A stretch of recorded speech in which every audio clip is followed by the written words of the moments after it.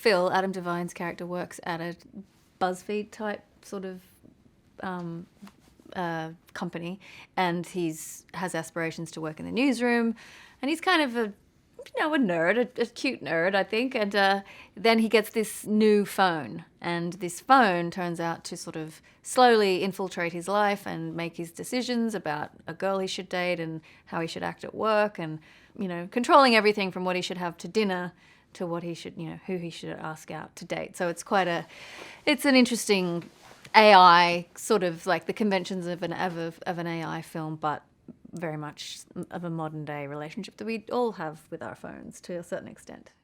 Well, the story is relatable. I think it's the current sort of crisis of humanity a little bit, is the relationships we have with our phones and the time we spent looking at screens rather than talking to each other or going for a walk or reading a book or whatever it may be that we used to enjoy has been hijacked by this relationship you have with the phone and the desperation, where is it, and did you lose it, and the battery, and this and that, and all, and also all the information it holds, which is a whole other kind of insanity of invasion of privacy and controlling and everything like that. But I thought it was a really humorous way to look at that, and that's always a great way to have people examine things in their life through humor. Obviously, it's a little heightened when she's constantly humiliating him. They have a sexual relationship at one point.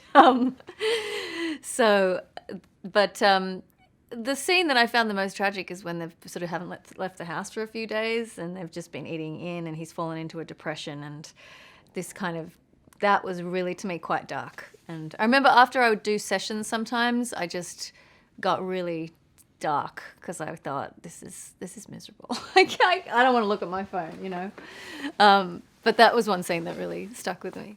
I think what was incredibly fun about playing the character is her complete disregard for tact or kindness or anything like that, and that's very funny to do, and how pushing that further and further and to mind the comedy with that is really funny. Like, I would often laugh in the booth when I was doing it, and also with the engineers, where we would all be like laughing our heads off because it was so absurd, and that was really, really fun, just like mining the depths of that absolute sort of monotone, soulless, cold kind of.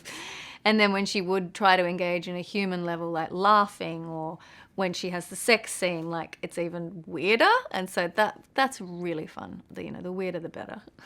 Yeah, the balance with the voice was really tricky. It took a long time to find the perfect combination, because these voices like Siri and so on, they're all, it's like someone does a sentence and then it's put into this incredible software that's spliced up, and so it's literally impossible to recreate as a person, because it's just a computer having done all of the work. So it was really hard, yeah. And we eventually got in a special engineer who fine-tuned exactly how we needed her to sound, because it's also about trying to get the humour with the character, and that was a tricky balance, yeah. But hopefully we got there.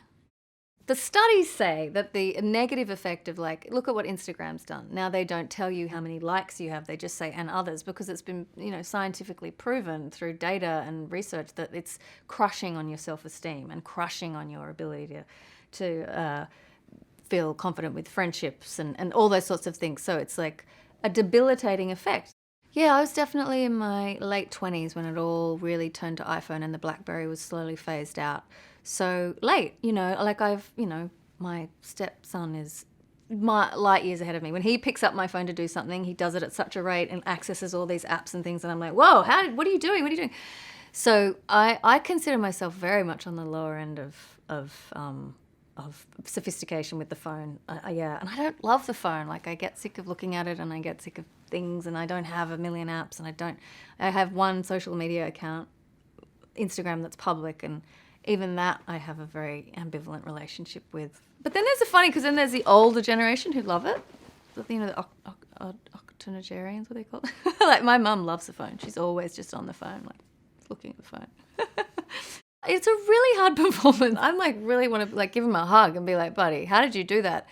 He's like, gives it 150%, Adam, and he's so funny and endearing and goofy and kind of stupid, but you go along with the ride with him, and he's sort of the classic anti-hero lead, which I just really loved, and you're really rooting for him to like grow up, become a man, come of age, wake up, and like stop looking at his phone. So, yeah, he's sort of the man child in everybody I know. Yeah. All the comedies I've done have always been R-rated, so I don't really know any different. So I'm like, oh, here we go again. This is just it's my wheelhouse. So it was fine. It was good. That's what I'm used to. Legendary comic writers, and they're fantastic, and they're really funny, and they have a sense of irony about what they're doing and commentary on everything. And funnily enough, though, we never actually met because I was did a session from Atlanta and from New York and then from Toronto. Like I was constantly moving around, so they patiently would call up in the middle of the night for like 4 o'clock in the morning. They'd be calling in, and it took a while, but they were dedicated to trying to get it exactly right, because the film just doesn't stand up unless you believe Jexy. I don't know how it's going to resonate. I don't want to prescribe like how people should feel or whatever, but as a viewer, having watched it many times, it really affected me. I was like, wow, this is dark, and I don't want to look at my phone. I want to go, hug my kids and be with my man. Like I don't want to be near the phone. And so I think I can only do a little bit of good. ハングオーバーの脚本家が生んだニューヒロイン。Hello, my name is Jexy. ジェクシーを買ったのは冴えないオタク。I got you some new outfits. I control all of your accounts. I can make your life better. 人生のトレーナーがついた彼には Just play kickball.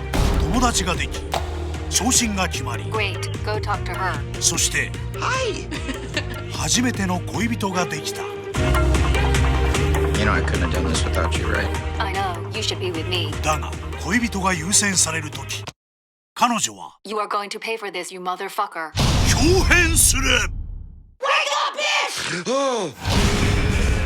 お仕置きデート中にいけない音を出す。